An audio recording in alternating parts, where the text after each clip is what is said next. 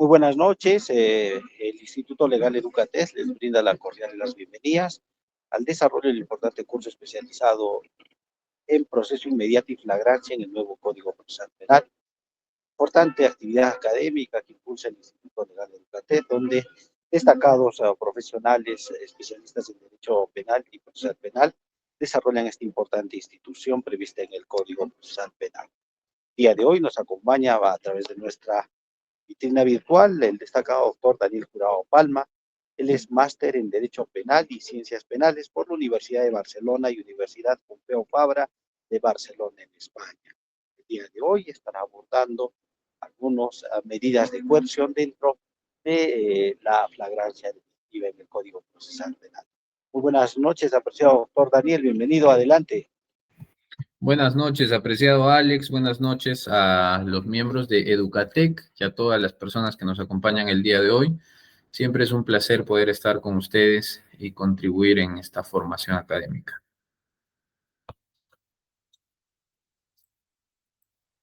Muchas gracias, apreciado doctor Daniel. En efecto, para el día de hoy, el doctor Daniel Jurado Palma nos tiene preparado las medidas de coerción personal, así como la prisión preventiva, como integrantes también de las medidas restrictivas de la libertad en el proceso inmediato y la flagrancia delictiva. Adelante, doctor Daniel. Muchas gracias, estimado Alex.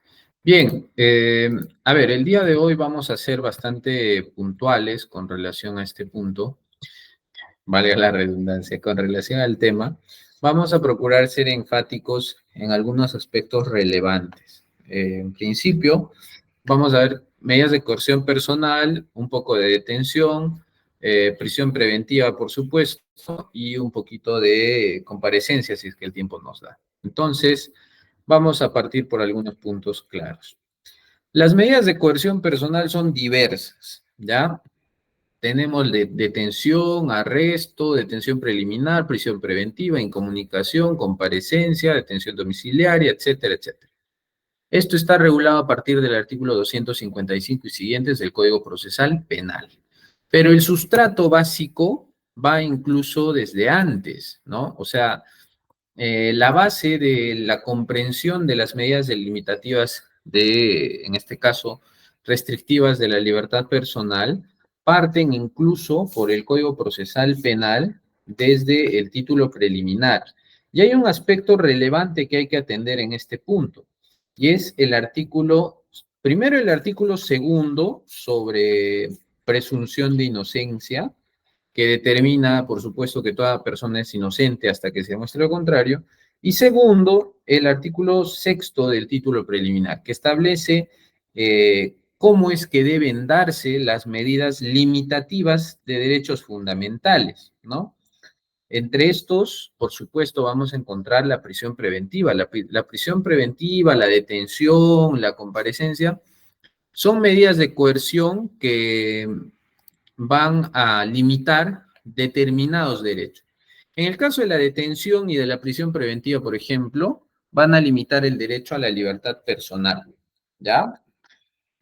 Pueden darse otras limitaciones de otro orden, sí, dependiendo, por ejemplo, la comparecencia con restricciones puede limitar otros derechos y así sucesivamente. Pero para la generalidad de las medidas de coerción personal hay que entender el concepto y, digamos, algunos alcances básicos. Las medidas de coerción personal, como toda medida limitativa o restrictiva de derechos fundamentales, como la libertad y entre otros, tiene que ser pues una medida conforme el artículo sexto del título preliminar, tiene que ser una medida razonable, proporcional, legal, debidamente motivada, jurisdiccional y además obedece a ciertos principios, ¿no? El más importante, variabilidad, también instrumentalidad, temporalidad. Esos son los más relevantes, ¿no? Estos principios, estos 3, 4 principios que vamos a ver más adelante, son pues, digamos, transversales para toda medida de coerción, ya sea personal o real, porque ustedes saben que el Código Procesal Penal acumula 2 acciones y en consecuencia 2 pretensiones y en consecuencia 2 tipos de naturaleza de medidas coercitivas. Tenemos una pretensión penal que busca imponer una sanción legítima, legalmente, y tiene una acción civil que busca la reparación civil. Entonces, para la pretensión penal, para el cumplimiento a efectivo de la pretensión penal, vamos a tener medidas de coerción personal que van a limitar o van a estar enfocados en que se cumpla la sanción penal. Y para el cumplimiento de la pretensión, acción, pretensión civil, vamos a tener las medidas de coerción real, que van a perseguir el cumplimiento de la sentencia en el extremo civil y en consecuencia el pago de la reparación civil con todos sus componentes derivados de lo establecido en el artículo 92 del Código Penal, ¿no? Reparación civil igual a restitución más indemnización.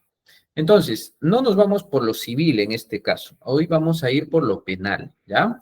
Todo lo que tiene que ver con medidas de coerción penal, de personal. Entonces, para satisfacer una pretensión penal. ¿Cuáles son los dos presupuestos doctrinales, dogmáticos que requiere toda medida de coerción entre personales y reales? Primero, apariencia de buen derecho y peligro. Puede ser un peligro en la demora o un peligro en la libertad, dependiendo de la naturaleza. Para coerción personal necesitamos dos cosas. Primero, fumus comissi delicti o apariencia de comisión delictiva. Y también vamos a necesitar periculum libertatis, por lo menos para prisión preventiva, ¿no? Peligro de que la persona continúe en libertad. Y ahí vamos a entrar a tallar cuál es la razón de ser de esto. Y dentro de los principios esenciales tenemos, por supuesto, el más importante, el rebus sic stantibus, que es el principio de variabilidad de las medidas de coerción, establece la posibilidad de variar, ya sea una más intensa o una menos intensa, las medidas de coerción personal que se impongan al imputado, ¿no? Al investigador.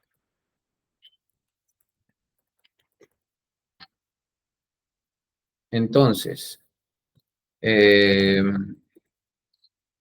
por otro lado, la variabilidad determina que la decisión que se tomó en determinado momento posteriormente puede cambiar. Si el día de hoy nosotros tomamos una decisión, ya sea de una detención, ya sea de una prisión, ya sea una comparecencia, y más adelante vemos o que el estándar, ¿no? El grado de certeza, de aproximación a la certeza que tenemos a ese punto, ha variado con el tiempo, con el curso de la investigación, ¿no? De repente aquí estaba el estándar el día 1 o el día 5 de nuestra investigación. Y después de 6 meses, probablemente este estándar se ha elevado, ¿no?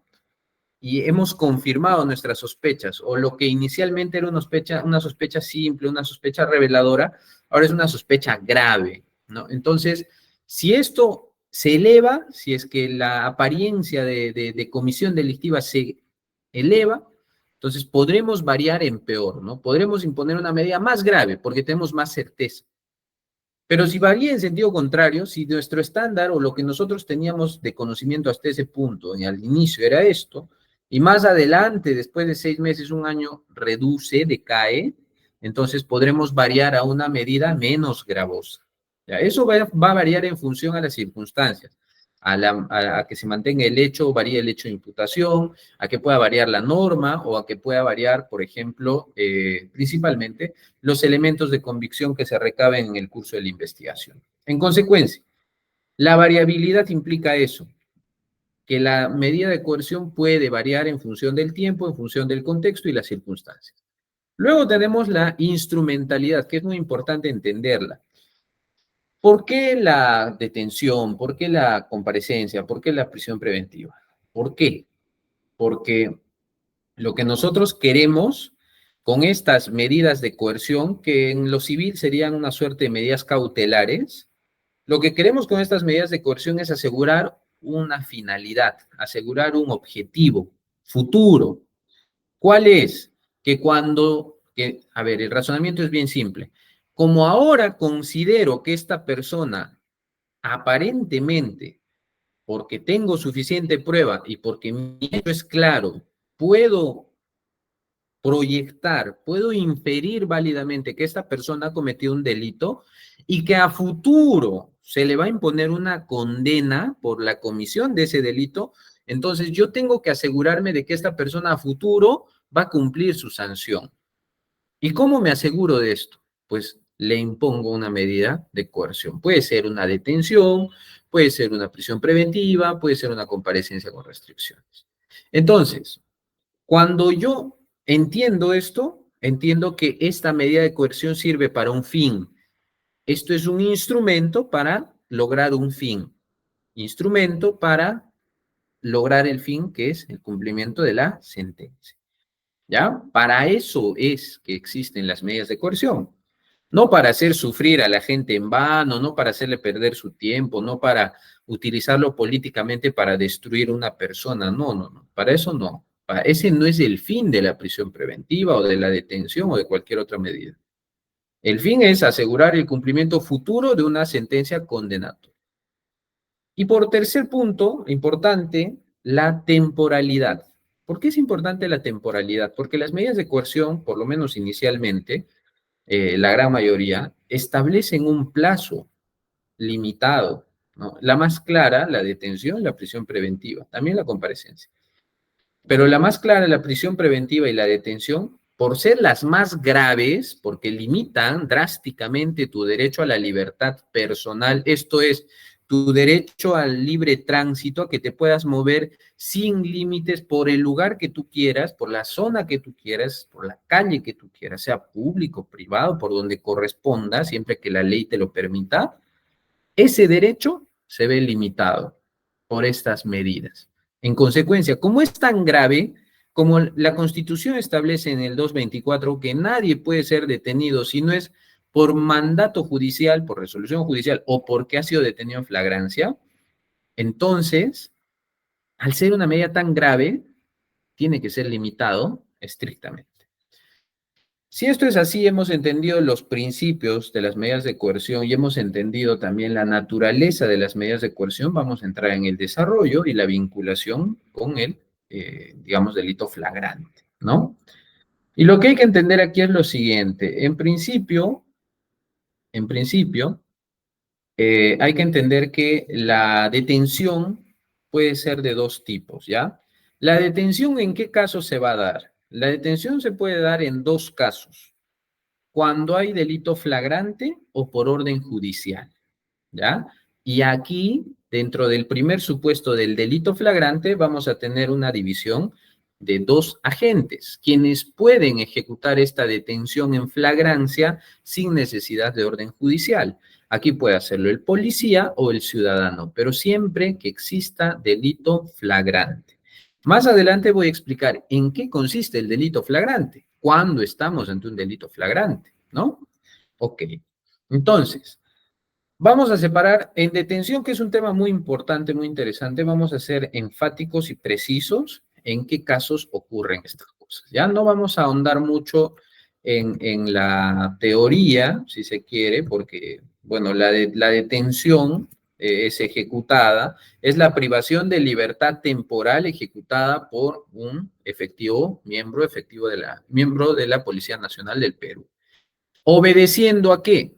En principio, si es detención policial en flagrancia, obedeciendo a la advertencia de la comisión de un delito, ¿ya? Que un delito flagrante. Ahora vamos a entrar a entender, a ver, en buen romance. Entonces, ¿usted quiere decir que el policía a mí me puede detener porque estoy cometiendo un delito flagrante? Sí, sí te puede detener cuando estás cometiendo un delito flagrante. Y ahora la pregunta es, ¿solo el policía? Sí, efectivamente, solo el policía y algún ciudadano cuando también te ve cometiendo delito flagrante. Ahora la pregunta es, bien, si solo el policía me puede detener en delito flagrante y solo me puede detener por delito flagrante, claro, hay que entender el contexto. Hay varios contextos de privación de libertad.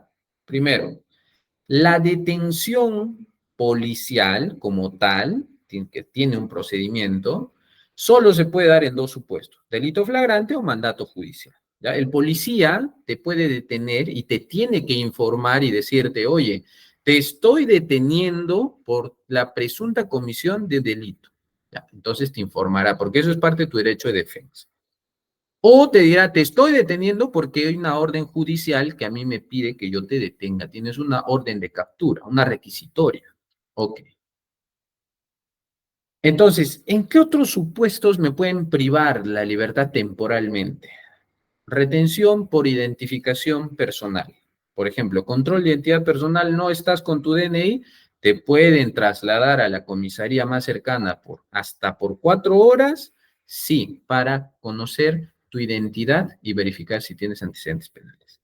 ¿Correcto? Pero dentro de ese tiempo, tú no estás pues incomunicado, no estás esposado, ¿no? No es una detención como tal, es una retención, que es un término diferente. Máximo 4 horas, solo por control de identidad, siempre y cuando tú no tengas tu DNI o algún documento que te identifique, licencia de conducir, etcétera. Ok. ¿Qué otro caso, en qué otro supuesto no, me pueden privar la libertad temporalmente? Claro, cuando, por ejemplo, se da un supuesto de, ah, un supuesto de conducción compulsiva, cuando tú, el fiscal te ha citado para declarar 3 oportunidades, no has acudido, te ha percibido, te ha advertido, oye, ven, declara, si no, te voy a hacer traer por la fuerza pública, no acudes, no haces caso, te van a enviar a la policía a tu casa o a tu centro de trabajo, te van a tomar por la fuerza y te van a trasladar hasta el despacho fiscal para que declares, ¿correcto? En ese supuesto, pero solo en lo que dura este traslado. Y obviamente no te pueden tratar como un delincuente porque no lo eres. ¿Y en qué otro supuesto? En este sí te pueden detener. Cuando, por ejemplo, hay una orden de captura en tu contra, ¿no? Una contumacia, una orden de captura, porque ha sido declarado reo contumaz. ¿Quién es el reo contumaz? Es aquella persona que habiendo sido acusada formalmente, para que inicies, acusada y citada a juicio oral, no acude a su juicio injustificadamente, pese a haber sido citado, no vas a tu juicio para que se instale, pese a haber sido notificado válidamente y sin justificación alguna, dejas de asistir, entonces ahí sí el juez te va a declarar contumaz y va a ordenar tu inmediata detención para que te trasladen al despacho judicial y se instale tu juicio oral. En cuanto se instala tu juicio oral, te tienen que dejar en libertad. ¿Por qué? Porque el único motivo de esa privación de libertad es precisamente la detención para la instalación del juicio oral. Entonces, salvo que tuvieras una prisión preventiva que te esté esperando, ¿no? Ahí sí no hay, ahí sí hay un inconveniente. Ya, ok. Solo en esos supuestos te van a privar de tu libertad temporalmente y con una finalidad específica. Aquí vamos a entrar a trabajar el otro escenario, en el que aparentemente tú has cometido delito. Y aparentemente has cometido delito flagrante. ¿Qué quiere decir esto? ¿Qué quiere decir? Eh,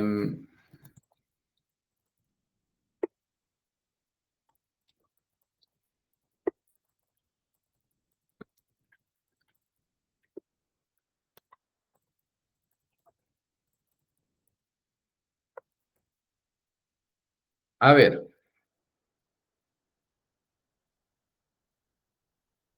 el delito flagrante, flagrare viene flagrancia viene de flagrare, de algo que está ardiendo, que está flagrando, que está ardiendo, quemándose, ¿no? Que es urgente, actual, impostergable.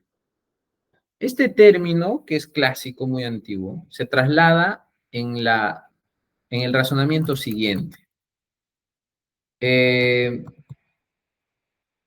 El artículo 258 y siguientes regulan en qué casos existe, y el 259, en qué casos existe la detención policial en flagrancia. El 259 nos dice, la Policía Nacional del Perú detiene sin mandato judicial, ojo, no puedes exigir que haya resolución judicial, cuando te sorprenden en flagrante delito. ¿Cuándo es flagrante delito? Uno, cuando el agente, o sea, la persona detenida, es descubierta en la realización del hecho punible. Cuando hablamos de realización del hecho punible, la realización del hecho punible implica que te encuentren ejecutando el delito. Esto es, ejecución inicia, para quienes saben teoría del delito y quienes no, desde el momento del inicio de la tentativa, que inicia la ejecución, hasta la consumación. Todo ese plazo estás ejecutando el delito. Por lo tanto, estás en delito flagrante. Consecuencia, cuando estás realizando el hecho punible, estás ejecutando el hecho punible, sí te puede detener el policía sin necesidad de ninguna orden judicial. ¿Ya? Para eso tendremos que estudiar cuándo inicia la ejecución de un delito, cuándo se consuma un delito, para saber si es un delito instantáneo, si es un delito permanente, si es un delito instantáneo de comisión permanente, si es un delito de lesión, delito de resultado, etc. Para eso tendrás que estudiar y entender qué tipo de delito estamos hablando para entender también la flagrancia en su estado más puro, que es cuando estás ejecutando el delito. ¿Ya? Después, no solo cuando estás ejecutando el delito, también cuando el agente acaba de cometer el hecho punible y es descubierto inmediatamente después, ¿no? El agente es descubierto inmediatamente después de haber cometido el hecho delictivo, ¿no? ¿Esto qué quiere decir? Que acabas de consumarlo, acabas de consumar el delito, ya habías iniciado la ejecución, terminaste de consumarlo e inmediatamente después de consumarlo te descubren, ¿no? Por ejemplo, el sujeto que ingresa a un domicilio a hurtar un bien mueble, sale del domicilio por la puerta o por encima de la pared, ¿no? Escalando, sale y en su mano lo ves que está sacando, no sé, pues una laptop, ¿no? Y lo descubren en ese punto. ¿Estamos en ejecución o ya después de la ejecución? Quienes conocen delitos patrimoniales sabrán que la ejecución, la consumación del delito de hurto o robo se dará cuando el agente tiene posibilidad de libre disposición. Entonces, si tú lo encuentras bajando del cerco, ¿no? Con tu laptop en la mano, todavía no terminó de ejecutarlo. ¿Puedo detenerlo? Sí, porque ha sido descubierto en la realización del hecho punible. ¿Correcto? En la realización del hecho punible. Bien. Si de pronto yo me di cuenta, ¿no? Llego a mi casa, ok, entro a mi casa, veo que alguien ha movido las cosas, que falta mi laptop, salgo desesperado, voy a la comisaría más cercana y a 5 cuadras de mi casa me encuentro una persona que está portando una laptop igualita a la mía. Entonces, ¿qué hago? Por supuesto, al advertir yo que hay indicios de que me han hurtado la casa y veo que es mi laptop, podré inferir que el agente acaba de cometer el hecho punible del hurto agravado, ¿no? Entonces, ¿un policía lo puede detener? Sí, por supuesto, lo puede detener. Lo puede detener porque presuntamente acaba de cometer un delito. Presuntamente acaba de cometer un delito. Entonces, lo detiene. ¿Cuál es el otro? Estos dos supuestos, queridos doctores, doctoras, son supuestos típicos y claros de flagrancia en su estado más puro. ¿Ya? Flagrancia en estricto, flagrancia estrictamente hablando. Distinto es el caso, distinto es el caso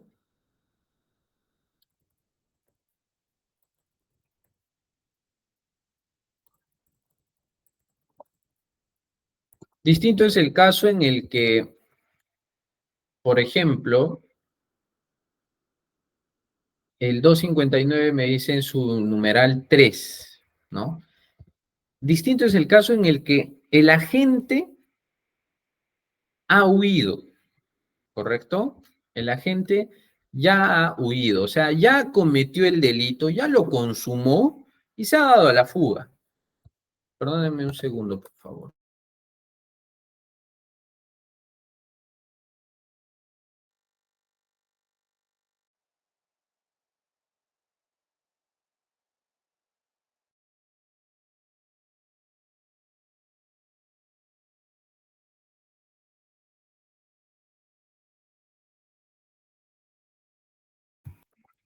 Bien, entonces, el 259 numeral 3 me dice que voy a estar frente a un supuesto de flagrancia en el cual el policía me puede detener sin orden judicial cuando el agente ha huido y ha sido identificado durante o inmediatamente después de la comisión del hecho punible, ya sea por el agraviado o por otra persona, ¿no? Un tercero, un testigo, o incluso por medio audiovisual, por cualquier dispositivo. Puede ser que haya sido grabado con un teléfono por un vecino, puede ser que haya sido grabado por una cámara de seguridad de la casa, una cámara de seguridad de la calle, del establecimiento de la municipalidad, o por una cámara de algún establecimiento cercano, etc. Siempre y cuando el sujeto haya sido encontrado dentro de las 24 horas de producido el hecho punible. O sea, ¿esto qué quiere decir? Por ejemplo, un supuesto práctico. Está un sujeto con el mismo hurto, facilito. Son las 11 de la noche, mi familia y yo hemos salido, ¿no? A un compromiso, una fiesta, un matrimonio, qué sé yo.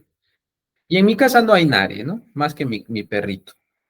Entonces, ¿qué pasa? Tres personas deciden ingresar a mi domicilio, rompiendo la chapa, y quieren llevarse todo, ¿no? Piensan que tengo dinero, joyas, no sé. Entonces ingresan a mi domicilio, sacan todo lo que pueden, televisores, laptops, celulares, tablets, qué sé yo, lo que encuentren, ¿no? Se apropian de estos bienes, los sustraen de mi domicilio y se dan a la fuga. Pero ¿qué no habían advertido estos sujetos? Que al interior de mi casa, en un lugar muy escondido, había una cámara con visión nocturna, en la cual se registra el hecho y se registran los rostros de las personas. Yo, casualidad, cuando yo voy a poner mi denuncia y llevo mi video, ¿no? Para que lo visualicen en la policía, logran identificar a estas personas o por algún motivo, horas después de ocurrido el hecho, digamos al día siguiente, al mediodía, ¿no? 11 de la noche ocurrió el hecho delictivo, al día siguiente voy a poner mi denuncia a 8 de la mañana, más o menos hasta las 10, y a las 11:12 inician las pesquisas, va la policía, visualizan en el video, identifican a uno de los sujetos y listo. Identificamos quiénes ingresaron a mi casa la noche anterior. Pueden proceder, si lo ubicamos, ¿no? En libertad, pueden proceder a detenerlo, por supuesto. ¿Por qué? Porque ha cometido el hecho ilícito, estoy dentro de las 24 horas y lo he logrado identificar por un medio audiovisual. En consecuencia, el policía sí puede detenerlo inmediatamente, ¿correcto? Siempre y cuando estoy dentro de las 24 horas de ocurrido el hecho ilícito. ¿Bien? Y como tercer punto, ya para las dos primeras causales son flagrancia en sentido estricto, ¿no? Descubierto en la comisión del delito o inmediatamente después. Flagrancia en sentido estricto. Luego tengo la presunción, o perdón, la cuasiflagrancia, ¿no? El 259, numeral 3, cuasiflagrancia, cuando el sujeto ya cometió el hecho ilícito y a través de medio tecnológico por referencia de terceros logro identificar al agente, lo detiene. ¿Cuál es el tercer supuesto? La flagrancia presunta. Flagrancia presunta. ¿En qué consiste la flagrancia presunta? Cuando, similar al supuesto anterior, ya se cometió el hecho ilícito y dentro de las 24 horas yo logro encontrar al agente, identificarlo, ¿no? Pero lo identifico y lo encuentro cuando en su ropa o dentro de sus bienes que porta personalmente, encuentro efectos o instrumentos procedentes del delito que hubieran sido usados para cometerlos o con señales en sí mismo, en su cuerpo o en su ropa, en su vestimenta, que indiquen su posible autoría o participación en el hecho ilícito. Dice posible o probable, ¿eh? No hace falta que yo esté 100% seguro.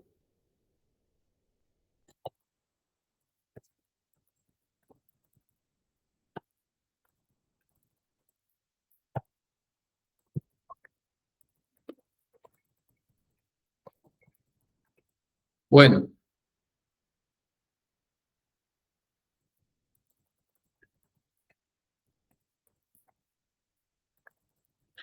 bien, ahora, el último supuesto es en el que ya se ha cometido el hecho ilícito, el sujeto ha sido encontrado dentro de las 24 horas posteriores, pero o vistiendo una ropa similar a la que vestía el agente del delito, o portando una ropa, un distintivo similar al que había cometido presuntamente el delito, o, por ejemplo, con huellas en su cuerpo que lo vinculan al hecho, ¿no? Qué sé yo, si es, por ejemplo, una violación con lesiones en el rostro, en el cuello, en el pecho, en las manos. Si ha sido una lesión, ¿no? Lesión, por ejemplo, a golpes, ¿no? Con lesiones en la mano. O, por ejemplo, si fuera un hecho ilícito de sangre, ¿no? Violento. Qué sé yo, si tiene un arma blanca, un arma de fuego con el que presuntamente se habría cometido las lesiones o el homicidio.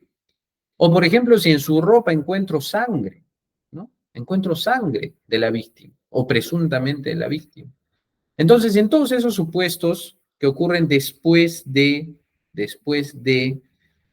cometido el hecho ilícito,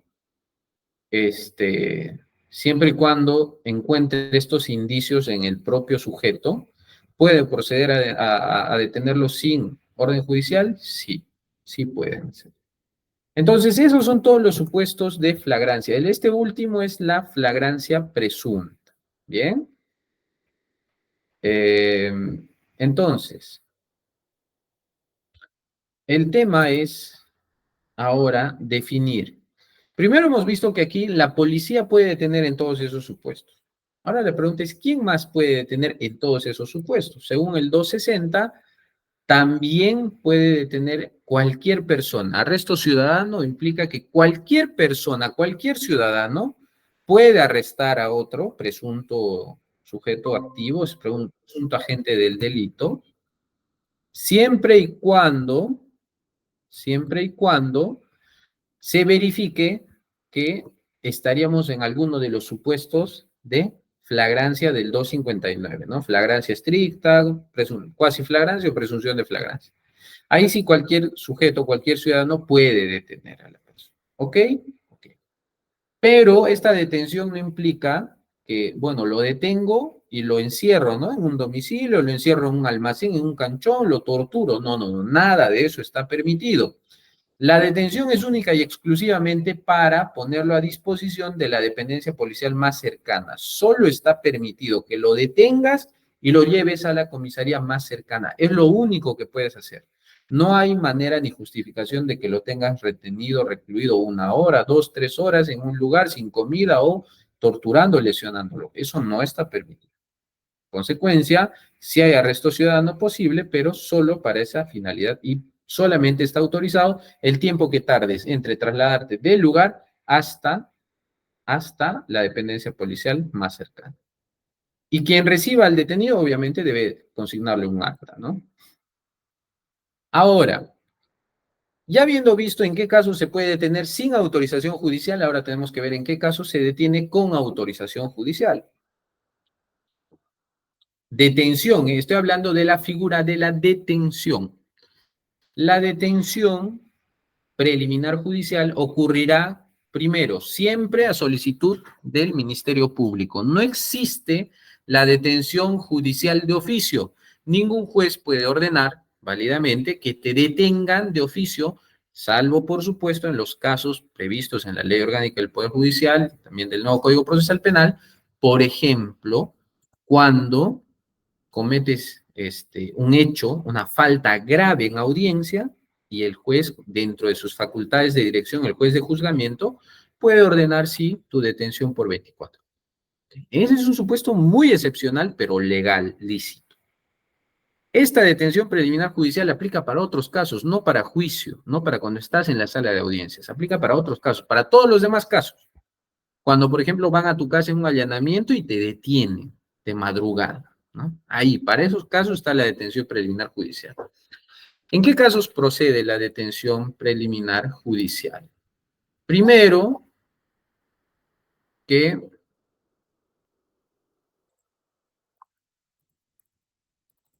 primero, que sea a solicitud del Ministerio Público, siempre. Todo pedido de limitación de derechos tiene que ser a pedido del Ministerio Público. Segundo, no exista un supuesto de flagrancia, o sea, ya vencimos, ya excedimos el plazo de la flagrancia, ¿no? Que eran las 24 horas. Ya excedimos, ya el hecho se cometió hace 30 horas, digamos. Ya no lo puedo detener en flagrancia, porque no estoy dentro de las 24 horas, ¿no? Ya excedí. Ya estoy en la hora 30, pero tengo identificada a la persona. Sé bien qué es lo que ha hecho, tengo pruebas. Entonces, ¿qué me pide el 261? Oye, cuando tengas un supuesto en el que ya no, el 261, perdón, en el que ya no estás en un plazo de flagrancia, pero tienes razones, es decir, pruebas, ¿no? De que una persona ha cometido un delito, pero que este delito es sancionado con pena privativa superior a 4 años, ojo, te exige 3 requisitos. Primero, bueno, 4 requisitos. No hay flagrancia. Tienes razones plausibles, o sea, tienes prueba suficiente para considerar que hay un delito cometido. Tercero, que este delito presuntamente cometido tiene una pena mayor de 4 años. Una pena grave, ¿no? A criterio del código. Y por las circunstancias del caso, adviertas peligro procesal, ¿no? De fuga o de obstaculización. Cuando tú ves estos 4 supuestos, que no hay flagrancia, que hay delito, sancionado con pena superior a 4 años, y que hay peligro de fuga, puedes, fiscal, requerir al juez una detención preliminar judicial. ¿Cuándo también puedes solicitarlo? Cuando aquel sujeto que es sorprendido en flagrante delito, en cualquiera de los supuestos anteriores, logra evitar su detención, ¿no? Y obviamente ha transcurrido ya el plazo para poder detenerlo.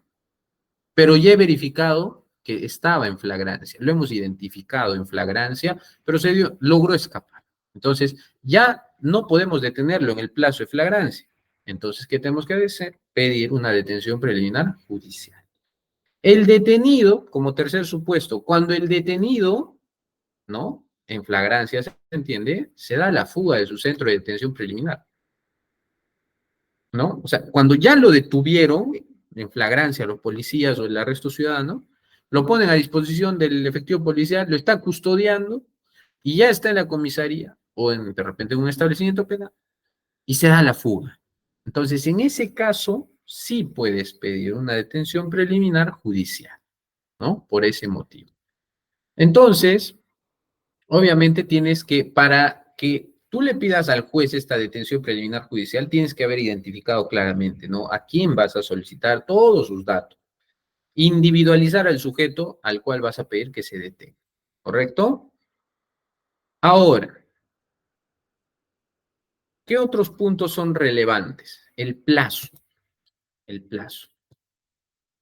Evidentemente tenemos requisitos de la motivación de la autodetención, pero aquí nos interesa ver el plazo. A ver, me dice que la detención, esto está regulado en el artículo 264 del Código Procesal Penal, me dice que la detención policial, se entiende, la detención policial en flagrancia, dura un plazo de 48 horas, ¿correcto? 48 horas o el término de la distancia. ¿Qué quiere decir esto? Un segundo, por favor.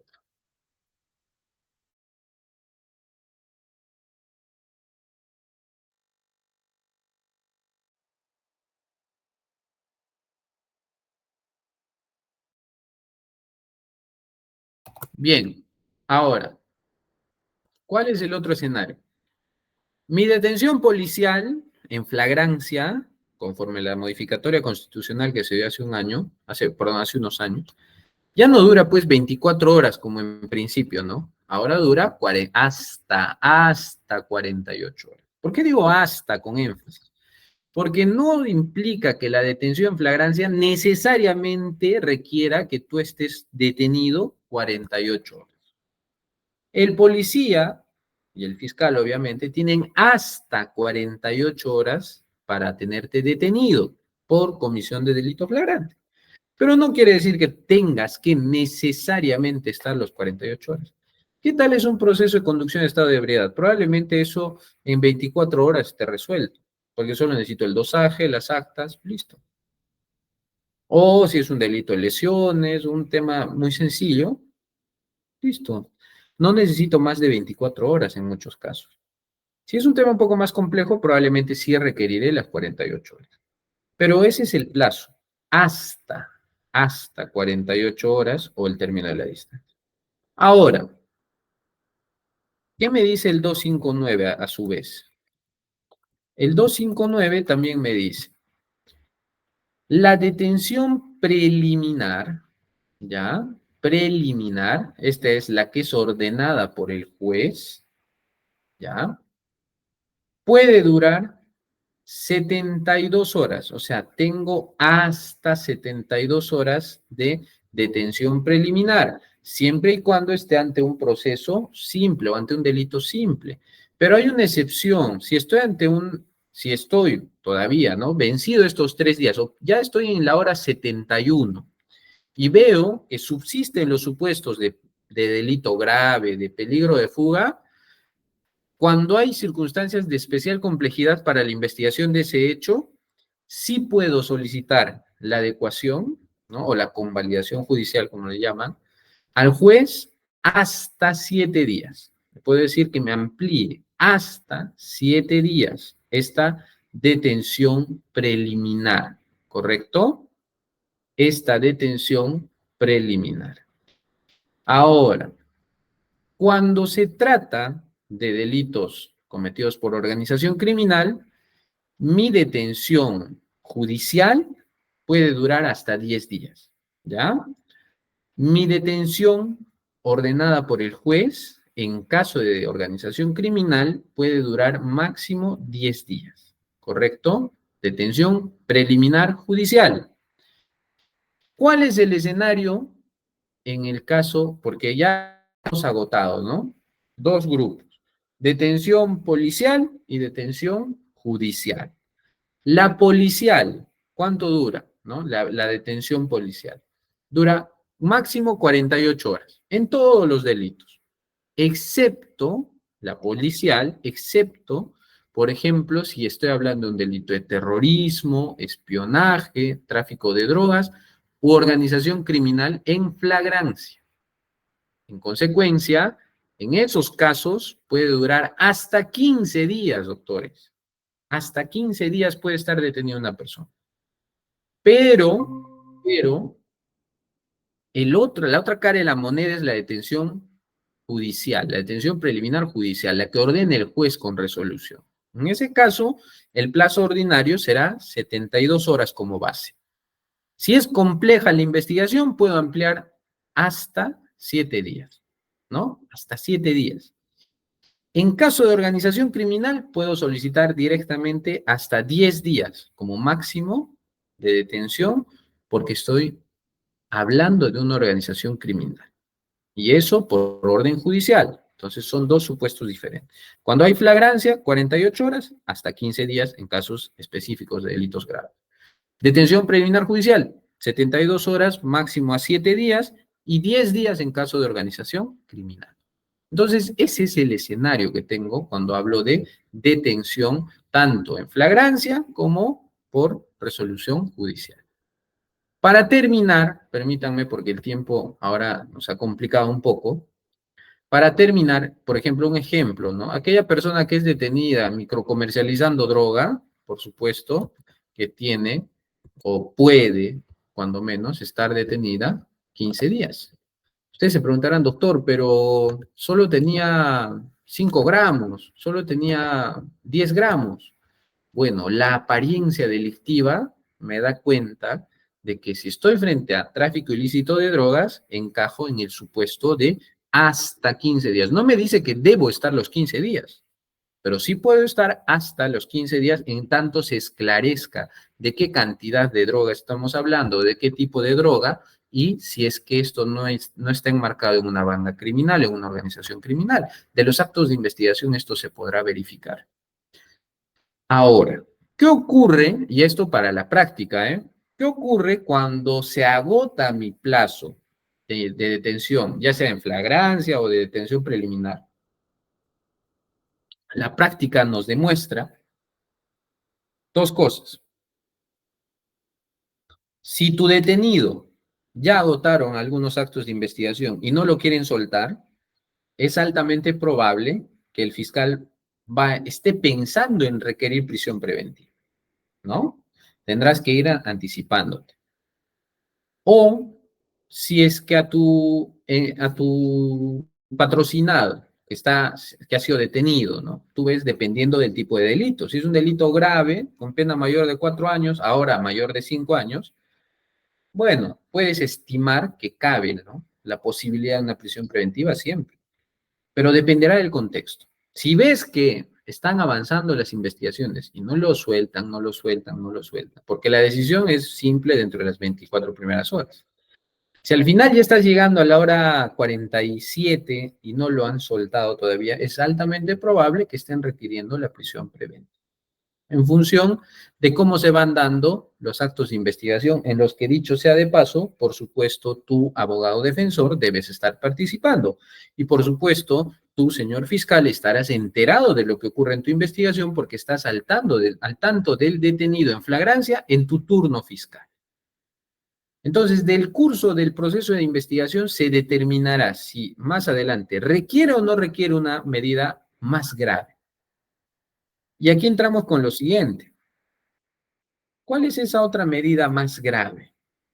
Prisión preventiva. La prisión preventiva es probablemente la medida más grave para limitación de derecho a la libertad personal. Sus presupuestos, bueno, dentro de las finalidades son dos cosas. Primero, el desarrollo de un proceso adecuadamente, bien llevado, una investigación bien llevada. La ejecución de la futura y eventual condena, pero algo que nadie advierte y que está en el 203 del Código Procesal Penal, en la parte preliminar de todas las medidas de limitativas de derechos o de restricción de derechos fundamentales, es que el Código también ha previsto, y esto casi no se aborda de esta manera, pero también está previsto, la evitación de reiteración delictiva, ¿correcto? Entonces, esta evitación de reiteración delictiva también es una finalidad que, que está prevista en el Código Procesal Penal, ¿correcto? Es una, es una suerte es una norma que también prevé la posibilidad de establecer o de imponer una medida de coerción. Esto está en el 253, perdón, en el 253. 253 numeral 3, para quienes no lo han revisado todavía. Nosotros normalmente, ¿no? Siempre que alegamos, argumentamos, estudiamos la prisión preventiva, por lo menos aquí en Perú, advertimos dos finalidades. Evitación de la obstrucción de la investigación y aseguramiento de que el imputado va a cumplir su condena. Esas dos eran las finalidades, ¿no? Que se condicen con peligro de obstaculización y peligro de fuga. Pero hay una tercera, que está en el 253, numeral 3, que dice, la restricción de un derecho fundamental se dará para evitar que para impedir la obstaculización de la averiguación de la verdad, peligro de fuga, de ocultamiento de bienes, insolvencia sobrevenida o como para evitar el peligro de reiteración delictiva. La pregunta es, eso es una parte preliminar, ¿eh? 253 son principios generales de las medidas de coerción procesal. Entonces, no es una finalidad ajena. Ahora, si vamos a lo específico, 268 del Código Procesal Penal, pues vamos a tener realmente los presupuestos de la prisión preventiva, que en principio eran tres, ¿no? El 268 básico eran tres. Primero, fundados y graves elementos de convicción que vinculan razonablemente al imputado con la comisión de un delito, ya sea en grado de autor o de cómplice, o de partícipe. Ok, ¿qué quiere decir esto? Sospecha grave, ¿no? Según la sentencia plenaria 1-2017. Y el acuerdo plenario 1-2019, que es el de prisión preventiva, el que todos tenemos que revisar. Entonces, para efectos de contextualizar, ¿qué debo tener en cuenta cuando tengo un detenido en flagrancia delictiva? Primero, identificar qué tipo de delito es. Segundo, advertir cómo se llevan a cabo los actos de investigación iniciales, urgentes, inmediatos. A partir de todo esto, de mi detención en flagrancia, podré advertir si es que realmente en este caso a mi patrocinado le van a requerir la prisión preventiva o no. Si es un delito grave, qué sé yo, por la experiencia lo digo, no es una regla, pero la experiencia sí nos lo ha transmitido. Delitos sexuales, delitos vinculados con tráfico de drogas, delitos de corrupción, delitos de sangre, feminicidio, homicidio, parricidio. ¿Qué más? En principio, cualquiera de esos delitos, claro, lavado de activos también, entre otros, dependiendo de la modalidad. Dependiendo de estos delitos, en la gran mayoría de casos, en esos delitos van a requerir la prisión preventiva. O trata de personas también. Delitos graves, sancionados normalmente con penas por encima de los 10 años. Son delitos graves que conmocionan a la sociedad, son delitos que mediáticamente pues, son muy, muy cuestionados. Entonces, ya si estoy frente a un delito de esa naturaleza, tengo que pensar en la alta probabilidad de que va a haber una prisión preventiva. Y en consecuencia me preparo desde la hora 1. Conforme va desarrollando la investigación, veremos, ¿no? Si mis testigos me apoyan o no me apoyan, si corroboran la versión del fiscal o la desmienten, en función de eso veré cómo anda el crimen. Y a su vez voy a proyectar si el fiscal va a lograr tener los graves y fundados elementos de convicción suficientes para estimar que mi patrocinado cometió un delito grave. Entonces, eso es lo primero, ¿no? El primer presupuesto es básicamente dos cosas. Que tenga un hecho ilícito, que pueda probar o por lo menos tener suficientes elementos de convicción. No solo gran cantidad, sino calidad de prueba. Que tenga elementos de convicción, o sea, pruebas suficientemente sólidas, fuertes, no, tal vez no en cantidad, pero sí en calidad, que me den cuenta de que ha habido un delito y que este delito se le puede atribuir a mi patrocinado. Entonces, en ese caso sí estoy cumpliendo el primer presupuesto, ¿no? La sospecha grave, ¿no? La sospecha fuerte, se le dice en algún momento. Entonces, ¿qué quiere decir esto? Que es altamente probable que sea cierto que mi patrocinado cometió ese delito, ¿ok? Primer punto. Segundo punto, prognosis de pena que con el 1585, decreto legislativo 1585 de noviembre de 2023, se modifica, ¿no? De 4 años se eleva a 5 años. Esto es que la pena probable a imponer, no la pena conminada que está en el código, la pena probable a imponer a este sujeto, dependiendo de sus circunstancias personales, será superior a 5 años, ¿correcto? Porque puedo tener un delito de más de 5 años, digamos, qué sé yo, un cohecho, ¿no? Un cohecho activo genérico. Y de pronto ha sido cometido por un sujeto, pues, tiene responsabilidad restringida. Entonces, si mi pena es de 5 a 8, la mínima, le voy a tener que imponer necesariamente por debajo de 5 años. ¿Supero la prognosis de pena? No la supero. No la supero. Entonces, tengo que hacer un razonamiento sobre la pena. Proyectar qué pena le va a corresponder a este sujeto. Obviamente, en delitos como feminicidio, parricidio, tráfico de drogas básico 296, trata de personas, violación sexual, tocamientos indebidos de menores, etcétera, va a estar descontado colusión, cohechos, ¿no? Específicos, cohechos en función policial, va a estar casi descontado en la mayoría de casos que voy a superar el estándar de la prognosis de pena. ¿Por qué? Porque las penas son altísimas. Entonces, ni con terminación anticipada, ni con confesión sincera en algunos casos, voy a llegar a una pena menor de 5 años. Entonces, para esos casos, pues, obviamente no voy a poder discutir mucho la prognosis de pena, que es básicamente la adecuación, ¿no? La imputación. Y tercero, el más importante, peligro procesal, ¿no? Que debería ser el determinante para optar entre prisión preventiva o comparecencia con restricciones o cualquier otra medida. ¿Qué me dice el peligro procesal? Puedo tener dos tipos de peligro. Puedo tener un peligro de fuga y un peligro de obstaculización. Peligro de obstaculización quiere decir que el investigado va a obstaculizar al fiscal en su averiguación de la verdad. Puede hacerlo ¿cómo? Influyendo en testigos, peritos o en otros acusados para que no declaren, para que declaren falsamente, o los amenaza de muerte, o les paga para que cambien su versión, o simplemente los mata, etc. Eso es peligro de obstaculización. O puede determinar a otras personas, familiares, amigos, colegas, socios, que hagan esas acciones frente a las personas antes indicadas. ¿Y cuál es mi peligro de fuga?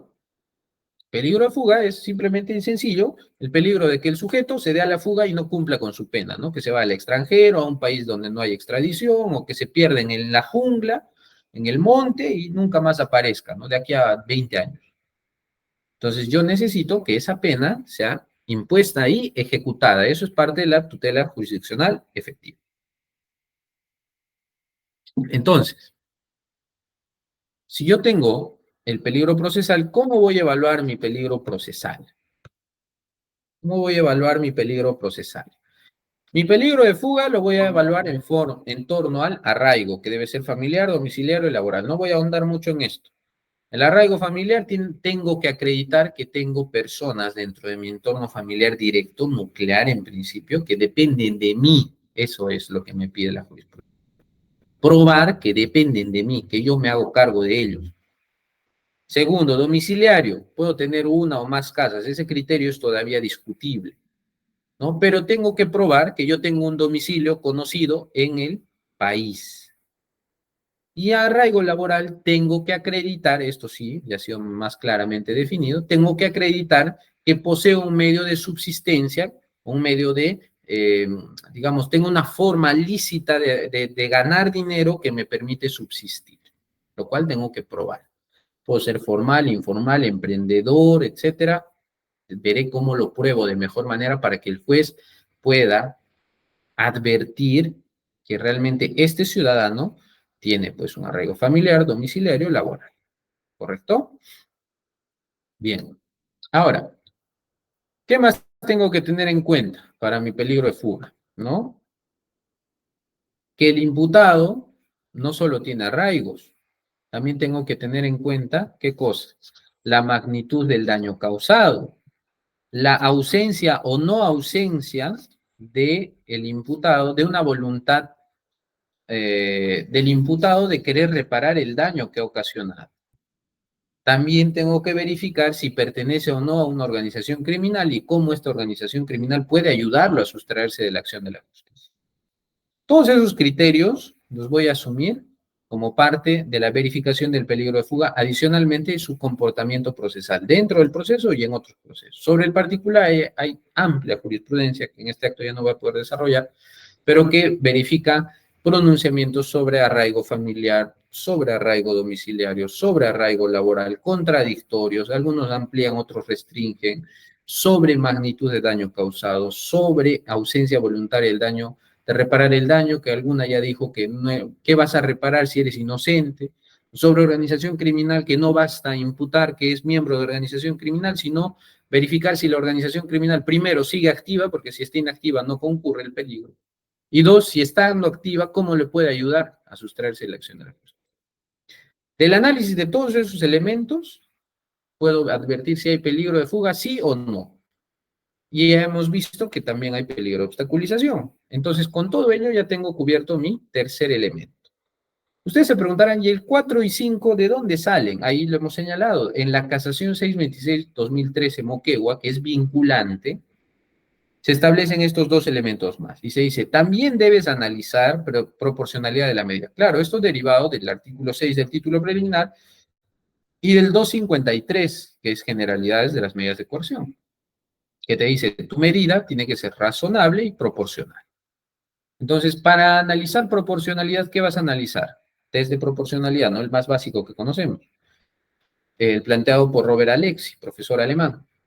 Idoneidad, que la medida responda a la finalidad que tú persigues. Si tú quieres investigar, entonces plantearás, y no quieres que te entorpezcan o que se da la fuga, plantearás pues una medida que sea idónea para ese fin. No me vas a plantear pues un embargo para evitar que el sujeto se dé a la fuga. No me plantearás una orden de inhibición para que el sujeto deje de obstaculizar la investigación.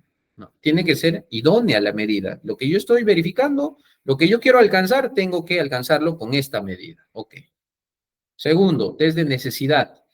Que no exista otra medida menos gravosa la que estás planteando para que pueda satisfacer igualmente la finalidad. ¿Qué quiero decir?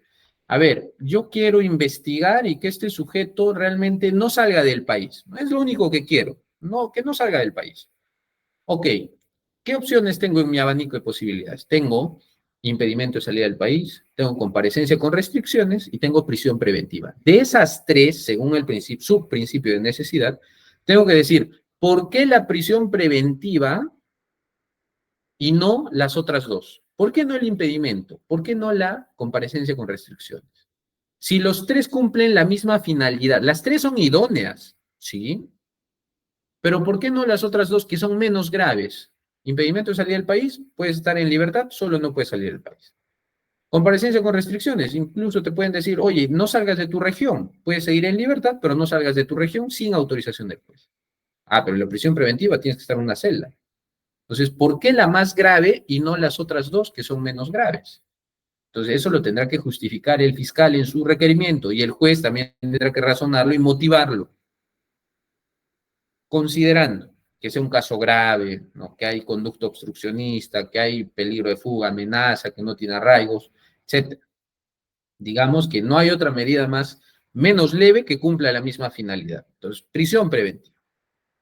Ahí ya tengo que justificar por qué la prisión preventiva es más proporcional, tercer subprincipio o subanálisis, tercer grado de subanálisis, subprincipio de proporcionalidad en sentido estricto o test de ponderación. ¿Por qué el derecho a la libertad de este sujeto está por debajo, para este caso concreto, está por debajo de, ¿y de qué derechos o de qué fines?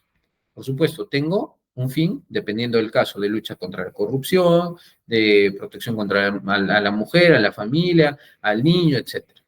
Dependiendo del caso de quién es el agraviado. Tienen un derecho, la víctima tiene un derecho a la tutela jurisdiccional efectiva también.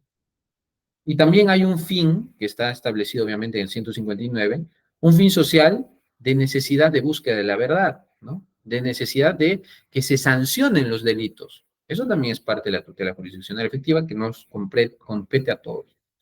Entonces, esta suma de valores normalmente va a ser más pesada que la sola libertad del imputado. Entonces, yo comparo en una balanza, ¿no? Y digo, a ver, ¿qué es más importante? ¿Que el imputado esté en libertad o que garantice la tutela jurisdiccional de la víctima, del agraviado, de la sociedad, del Ministerio Público como persecutor del delito y, digamos, de la lucha contra la corrupción? Tengo más razones a favor de encarcelarlo que más razones que dejarlo en libertad. En ese nivel de análisis entra la proporcionalidad en sentido estricto. Y en cuanto a la duración de la medida, también se discutirá, ¿no? ¿Qué se va a discutir?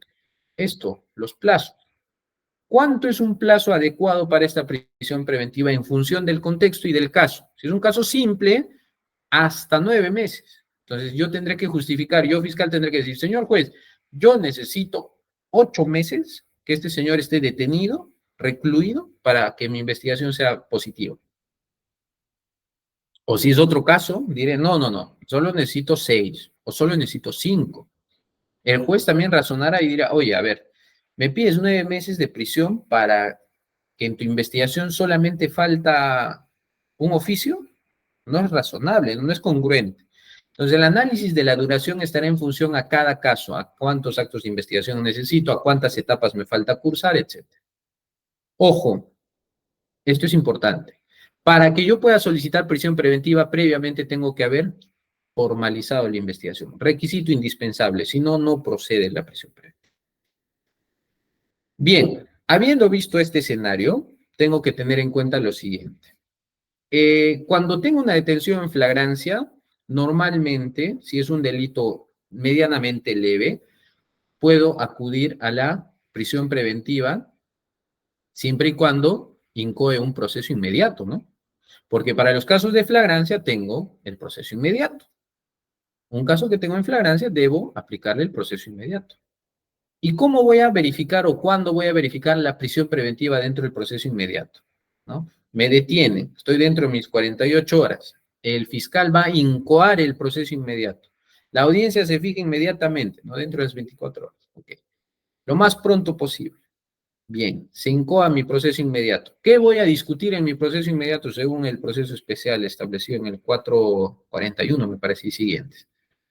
¿Qué voy a discutir? Primero, procedencia del proceso inmediato. ¿Procede este proceso inmediato? ¿Realmente tiene las características de ser un proceso inmediato o tiene que ser una investigación que sigue en el proceso común? Ya en Sullana se emitió alguna casación que en un caso de homicidio calificado, se pretendió aplicar,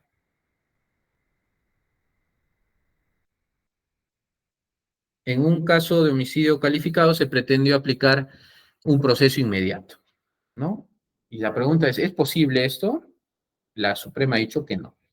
En casos de delitos complejos o en los que se requieran actos de investigación complejos, tú no puedes aplicar un proceso inmediato. Tienes que seguir el proceso común, que siga su investigación como corresponde, reúne la prueba como corresponde, las pruebas que demoran, a veces pericias, etcétera. Eso le da una complejidad y en caso de delitos complejos lo recomendable es seguir el proceso común, ¿correcto? Entonces, en tu incoación de proceso inmediato, ¿qué vas a discutir? Vas a discutir procedencia, vas a discutir la posibilidad de un principio de oportunidad, un acuerdo reparatorio, una terminación anticipada y medidas de coerción. Entre ellas, ¿qué puedes disponer? Incautación, medidas de coerción reales y medidas de coerción personales. Dentro de ellas, puedes discutir una comparecencia y puedes discutir una prisión preventiva. En incoación de proceso inmediato, sí, sí se puede. Está reconocido en la norma. Entonces, una vez que ha ocurrido esto, por supuesto, hay que pensar en la otra cara de la moneda, ¿no? Oye, ¿qué pasa con el litigante? ¿Cómo tiene que actuar el litigante si es que está frente a uno de estos supuestos? Bueno, el litigante, como he advertido, tendrá que tener en cuenta si es que realmente estamos frente a un proceso inmediato, 446 y siguiente, o no.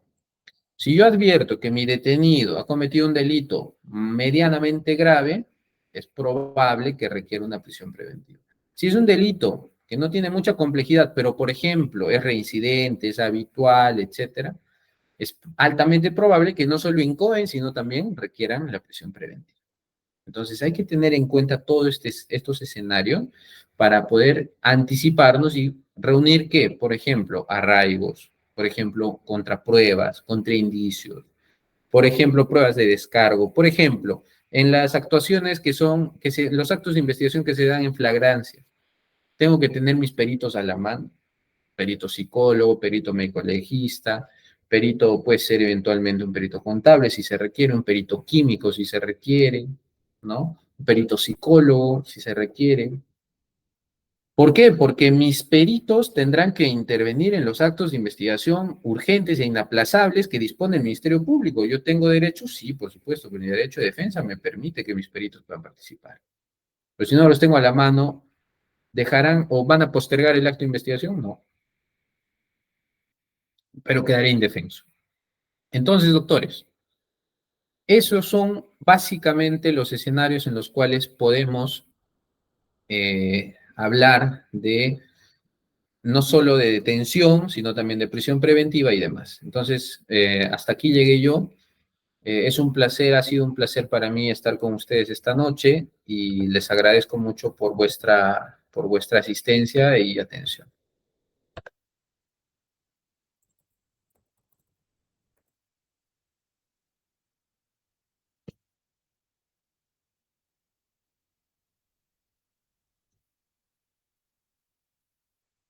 Muchas gracias, estimado doctor Daniel.